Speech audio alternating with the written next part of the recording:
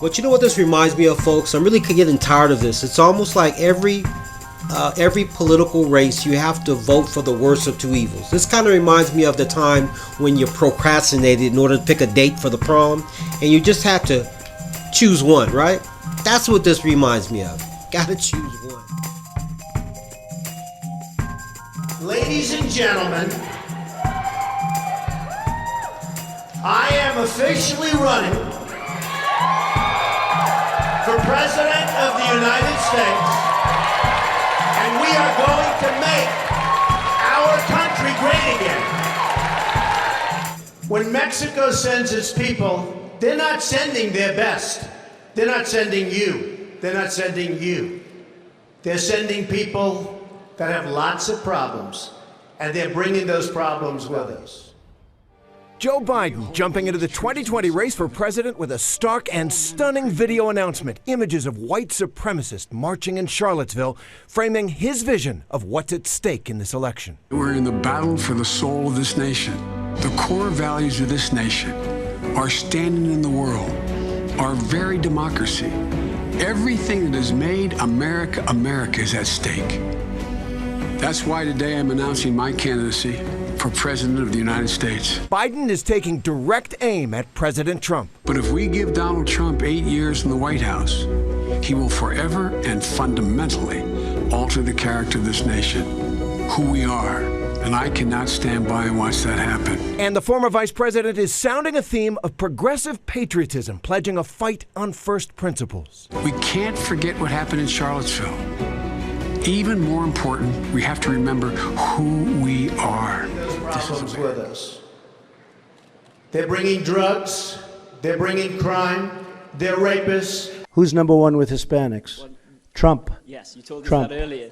I love the Mexican people and their spirit, but the country of Mexico is killing us. I want to build a wall. I'm going to build a wall. I want to build the wall. We need the wall. And Mexico will pay for the wall. But we have some bad hombres here, and we're going to get them out. And to get hot, I got hairy legs that turn blonde in the sun. And the kids used to come up and reach in the pool and rub my leg down so it was straight, and then watch the hair come back up again. I have such respect for women. I cherish women. You've called women you don't like fat pigs, dogs, slobs, and disgusting animals. Your Twitter account... Only Rosie O'Donnell. We hold these truths to be self-evident. All men and women created by the... You know the thing. Poor kids are just as bright and just as talented as white kids. I'm beginning to see why your wife left you.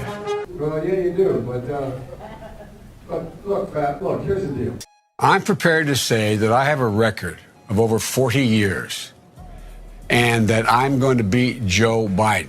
No man has a right to raise a hand to a woman in anger. And so we have to just change the culture, period, and keep punching at it and punching at it and punching at it. Yeah, it's hard to think. One tax loophole out of $1.6 trillion worth, $1.4 trillion worth. Out of $1.4 billion. It's hard to even say it, it's so much. And by the way, it's cost a lot of money. It cost about $740 billion over 10 years. However, it may be interesting to know. Talking about Gitmo, right? Guantanamo Bay, which by the way, we are keeping open. And we're going to load it up with some bad dudes, believe me. We're going to load it up. Would I approve waterboarding? You bet your ass I'd approve it. You bet your ass. In a heartbeat. And I'd bring back a hell of a lot worse than waterboarding. I want surveillance of certain mosques, okay? If that's okay. Because they are recruiting by the thousands. They're leaving our country. And then when they come back, we take them back. Oh, come on back. Where were you? I was fighting for ISIS. Oh, come on back. Go home. Enjoy yourself. I will absolutely take database on the people coming in from Syria if we can't stop it, but we're going to. I've made it known, if I win, they're going back. I thought I heard a little voice over there. Get him out. Take him out. Get him out of here. Oh, throw him the hell out of here. Am I allowed to rip that whistle out of the mouth? I'd rip that. Go home to mommy. I love the old days. You know what they used to do to guys like that when they were in a place like this? They'd be carried out on a stretcher, folks. I don't throw babies out, believe me. I love babies. Actually, I was only kidding. You can get the baby out of here. They say, I have the most loyal people. Did you ever see that? Where I could stand in the middle of Fifth Avenue and shoot somebody and I wouldn't lose any voters, okay? It's like incredible. You had some very bad people in that group, but you also had people that were very fine people on both sides. On Confederate monuments. Sad to see the history and culture of our great country being ripped apart with the removal of our beautiful statues and monuments. Let's be clear about something here. This happened 5 days after Charlottesville. These beautiful statues and monuments were to people who were traitors to the Union, and they were erected to intimidate and subjugate African Americans, mostly in southern states. On NFL players, get that son of a bitch off the field right now. Out. He's fired. To his supporters. Fired. On Puerto Rico, they want everything to be done for them when it should be a community effort. They are Puerto Ricans. They are American citizens. They lost everything. They, by and large, have moved to Florida, and come November, they most likely will vote. They also, 1,427 of them, the Puerto Rican government announced this week, died in Hurricane Maria. This is probably one of the most egregious among many egregious things. At a White House ceremony honoring Native American war heroes. You were here long before any of us were here, although we have a representative in Congress who they say was here a long time ago. They call her Pocahontas. This was said in the Oval Office by the President of the United States. And to make matters worse, that portrait that you see there over the man's head here on the right, that's a portrait of Andrew Jackson, the 7th President of the United States, who was a slave owner, who also instituted the Indian Removal Act that led to the Trail of Tears and Death. Why are we having all these people from countries come here? Another deplorable statement said by the President of the United States in the Oval Office with members of Congress. Those countries, by the way, he was talking about Haiti, El Salvador, countries in Africa, again said in the Oval Office. Look at what they value and look at their budget and what they're proposing. Romney wants to he said in the first 100 days, he's going to let the big banks once again write their own rules. Unchain Wall Street. They're going to put you all back in chains. When you think about the context, the vice president was not talking to a room full of white people in Iowa. He was talking to a heavily African American audience in the South with the history I was just explaining. Doesn't that, you and I talk about racially coded language all the time. Isn't that clearly racially coded language? I think we're making a mistake. You said that half of the room was African American. Well, who were the other half of the room? In the video that I saw, if you play that video back, I see more whites in that video behind Biden when he was talking than I saw African Americans. And so if the room was half black, what was he basically saying to all the white folks in the room? I'm not talking to y'all right now, I'm talking to the black folks. I think the key thing is, what is the context? When he used the whole notion of unshackled when it comes to Wall Street, I get that. Because what we've been talking about is how Wall Street had folks in subprime loans, how they were sitting here in terms of high interest rates. We use the phrase, don't be shackled or don't be a slave to debt. And so I understand the comment because I get the context of the previous sentence. Can I go back to this? I thought what you said was fascinating because you called it bull when you said people can't, pull themselves up. Do you think that race plays a part in wealth distribution, or either a mindset that you can't Today? or cannot? Yeah. No. You don't? No, I don't. You and I, we're proof. Why would race have anything to do with it? Put your mind to what you want to do and go for that. It's kind of like religion to me. It's a good excuse for not getting there. Yeah. I said, and it's probably get me in trouble, but I said to some of my colleagues recently, so I know that it's an issue, But it seems like every single day on television I'm talking about race, and it's because of the news cycle, it's in the news, but sometimes I get so tired of talking about it. I want to just go, this is over, can we move on? And if you talk about it, it exists. Right. Yeah. It's not like it exists and we refuse to talk about it, but making it a bigger issue than it needs to be is the problem we have. My name's Joe Biden. I'm running for President of the United States. Look me over. If you like what you see, help out. If not, vote for the other person. I just spoke at Dartmouth on health care at the medical school, or not, I guess I wasn't actually on the campus, but the people from the medical school were at the, I want to be clear. I'm not going nuts. I'm not sure whether it was a medical school or where the hell I spoke, but it was on the campus. I propose, and I'm going to digress slightly. We're in a situation. The president asked me to head up a cancer moonshot. President Biden, just to be clear, would you or would you not rejoin the TPP? Yes or no? I would not rejoin the TPP as it was initially put forward. And by the way, it's cost a lot of money. It cost about $740 billion over 10 years. Among many qualified people, I'm the best qualified person for this job. But President Trump and the demagogues around the world. But if Donald Trump is reelected, it's interesting. I just spoke to the International Society of Psychiatric, the International Organization of Psychiatrists. I forget the formal name of it. Over in London, because this is not a Republican talking point. The Republicans are trying to kill Obamacare. Union workers, the UAW took incredible cuts in their future. Now we have $1.6 trillion worth of loopholes in the law. And I think Secretary, excuse me, the press going to say I'm downgrading him by calling him Senator Booker. The fact is that the bills that the future president here, that the senator is talking about, I was the one that suggested to the President Obama, I don't want to confuse presidents here. Look, we provide a Medicare option. That's exactly what Barack and I talked about in the beginning. Couldn't get it through, though. So I couldn't tell anybody but Barack. He's one of my closest friends. Invaded another country and annexed a significant portion of it called Crimea. Right. He's saying that it was my boss, it was his fault.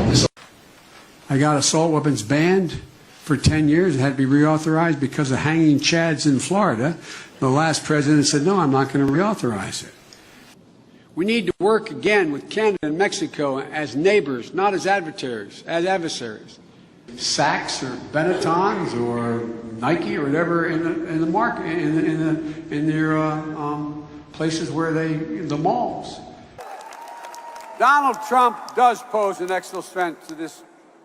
It's not hypothetical. And they say to you, take my shotgun. I said, I have 3. I now have 5 because my son died, and I have 3 of his. Final time as president, I am pleased to award our nation's highest civilian honor, the Presidential Medal of Freedom.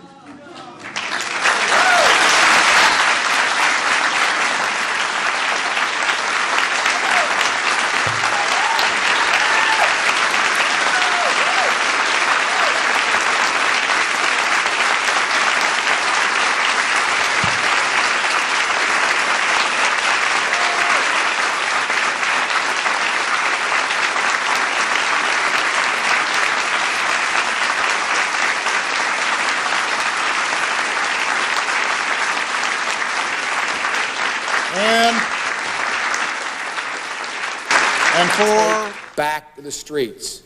It doesn't matter whether or not the person that is accosting your son or daughter or my son or daughter, my wife, your husband, my mother, your parents.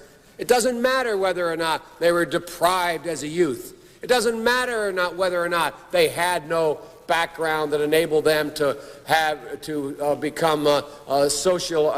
become socialized into the fabric of society. It doesn't matter whether or not they're the victims of society.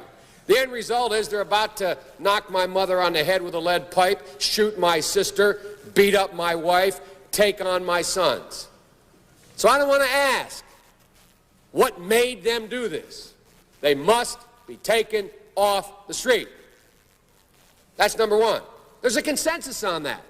Unless we do something about that cadre of young people, tens of thousands of them, born out of wedlock, without parents, without supervision, without any structure, without any conscience developing, because they literally, I yield myself 3 more minutes, because they literally have not been socialized. They literally have not had an opportunity. We should focus on them now. If we don't, they will, or a portion of them will, become the predators 15 years from now. And Madam President, we have predators on our streets that society has, in fact, in part because of its neglect, created. Again, it does not mean because we created them that we somehow forgive them or do not take them out of society to protect my family and yours from them. They are beyond the pale, many of those people. Beyond the pale. And it's a sad commentary on society. We have no choice but to take them out of society. And the truth is, we don't very well know how to rehabilitate them at that point. That's the sad truth. I'm the guy that said, rehabilitation, when it occurs, we don't understand it and notice it. And even when we notice it and we know it occurs, we don't know why. So you cannot make rehabilitation a condition for release. That's why in our system, there's the federal system, you serve 85% of your time.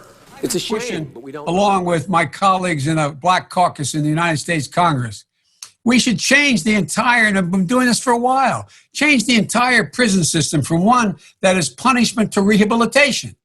There's only a couple things. That's really our time. I apologize. You can't do that to black media. I can't do that to white media and black media because my wife has to go on at 6 o'clock. Okay. Oh, I'm in trouble. Listen, you got to come see us when you come to New York, VP Biden. I will. It's a long way until November. We got more questions. You got more questions, but I tell you, if you have a problem figuring out whether you're for me or Trump, then you ain't black. It don't have nothing to do with Trump. It has to do with the fact I want something for my community. I would love to see. Take a look at my record, man. I extended the voting rights 25 years. I have a record that is second to none. The NAACP has endorsed me every time I've run. Come on. Take a look at the record. Using vulgar language, President Trump today questioned why the United States would allow people from Haiti and Africa into the country, describing those places using an expletive while suggesting people from Norway might be more acceptable. He reportedly made the comments during a White House meeting with a bipartisan group of senators. The White House tonight is not denying the president made the remarks. Now, we want you to know our report includes that expletive once so that you can hear the complete quote for yourself. And of course, it may not be appropriate for some of our younger viewers. NBC's Peter Alexander has details. The president tonight apparently uncorking another astonishing statement, complaining to lawmakers in the Oval Office about protections for immigrants. Why do we want these people from, quote, all these countries here? According to a Democratic aide familiar with the conversation, Mr. Trump was referring to African nations and Haiti before suggesting the U.S. should have more people from places like Norway, whose prime minister he met yesterday. A White House spokesman tonight not denying the president's words, but saying certain Washington politicians choose to fight for foreign countries. But President Trump will always fight for the American people. It comes as lawmakers said what he said inside the Oval Office yesterday at a meeting with Republican and Democratic lawmakers on a possible immigration deal. That's what a source familiar with it tells CNN. It is what several sources tell the Washington Post, which broke the story. And it is what two participants, one a Democrat and one a Republican, confirmed. The president said, according to our source, Haitians. Why do we need more Haitians? Take them out, meaning take them out of the immigration deal. And again, with apologies for the language, he also reportedly said, why are we having all these people from come here? Because I think that Fort Bragg, Fort Robert E. Lee, all of these forts that have been named that way for a long time, decades and decades. But the military says they're for this. Excuse me. I don't care what the military says. I'm supposed to make the decision. Fort Bragg is a big deal. We won 2 world wars. Nobody even knows General Bragg. We won 2 world wars. Go to that community where Fort Bragg is in a great state. I love that state. Go to the community. Say, how do you like the idea of renaming Fort Bragg? And then what are we going to name it? You going to name it after the Reverend Al Sharpton? What are you going to name it, Chris? Tell me what you're going to We'll name get it. to that. I know that you've also been speaking out about the sort of democratic process and our role in it as African Americans. And I read, and I know you can't believe everything you read, so I'm asking, that you said that African Americans should consider voting Republican. No, ma'am, not true at all. I've only stated that African Americans should consider withdrawing their support from both the Democratic and the Republican parties and folding our votes into a black political union where we meet with the leading candidates of each party and come to an agreement on what we can receive from them in exchange for our votes. So I believe we need to start leveraging those votes so that we can come to business deals with the parties as opposed to this unquestioned Democratic Party loyalty that we've had for more than a half century now. Which, I mean, I guess they're political deals is really what they are. In politics, that's sort of business as usual. How would that happen? How would we, what would be the instrument of that? Are you talking about someone starting a new thing? Are we talking about working, with the SCLC, the NAACP? How does that function? No, man, this should be independent. It should be an independent political union of black voters. And I use the word union over party because we don't necessarily need a black party. I am not interested in a black president, a black governor, a black mayor. I'm not opposed to it, but I'm not interested in it either. I'm interested in black power. And far too often, we have equated black power with a black politician. And that is very faulty reasoning. And the reason it's faulty is because most black elected officials in America are funded by white entities. They get their money from the Democratic Party just like the white candidates. They get their money from white corporations just like the white candidates. So it's amazing that black people are shocked that they don't get anything for their vote when the person they're voting for is already financially beholden to sources that come from outside of the black community. So we need a union.